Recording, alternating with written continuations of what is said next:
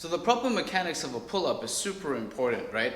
What the shoulder is supposed to do in a pull-up is actually supposed to start in an open position. So notice like my shoulder blade, if you look at this part of my shoulder, when I reach up, it literally opens up. So if like the L shape of the shoulder blade itself, when you move up, it's an upward rotation, so it actually moves up this way. And when you come down, it's a downward rotation, so it rotates and it pulls back in.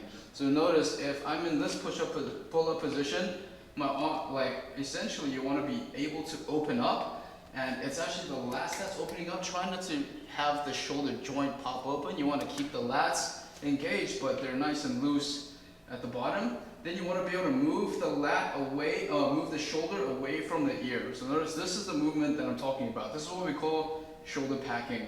And that's where the two shoulder blades start in this position, and it pulls down and back, up and forward, down and back. So if the shoulders don't know how to move in this direction, most of the times people end up pulling in this position, and then they round, and they try to use the bicep to get over the bar, but notice that the elbows flare out and back, and they start rounding this way. So stressing out the neck, stressing out the trap, the front of the shoulder and the elbows all get stressed out, and that's a really bad position to be in.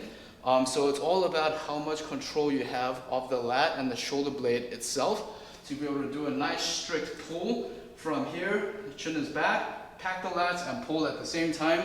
Notice nothing else moves besides my lats and everything. So you want to clear the bar as long as you feel that lat. You don't have to over pull and try to get your chin directly over the bar. It does nothing but stress out your shoulders and your elbows at the same time. So all I want you to do is practice this in the beginning.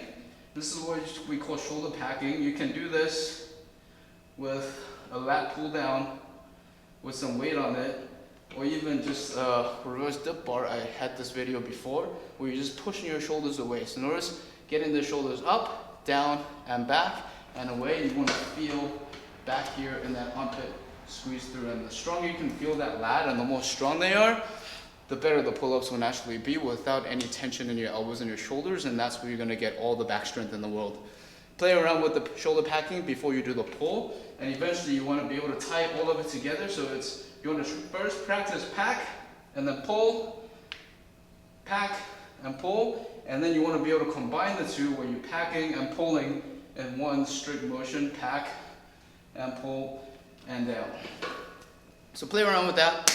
Another quick little tip is actually use your pinky and your ring finger to squeeze the bar as much as you can, and it's going to create some torque. Okay, so if you really squeeze hard with your pinky and ring finger, it actually pulls to the lateral line, which links to your tricep and ties to the lat a lot more than the first three fingers. When you squeeze those, you'll feel the front arm line, so you're going to feel the inside of your forearm towards the biceps and the front of your shoulders. So if you're squeezing too hard inside, it tends to rotate you forward. If you squeeze further with the two fingers in the back, it will help you grab the triceps into the lat as well. So here is I'm squeezing as hard as I can with the pinky and ring finger, and it's almost like I'm twisting the bar apart and I'm pulling the bar this way.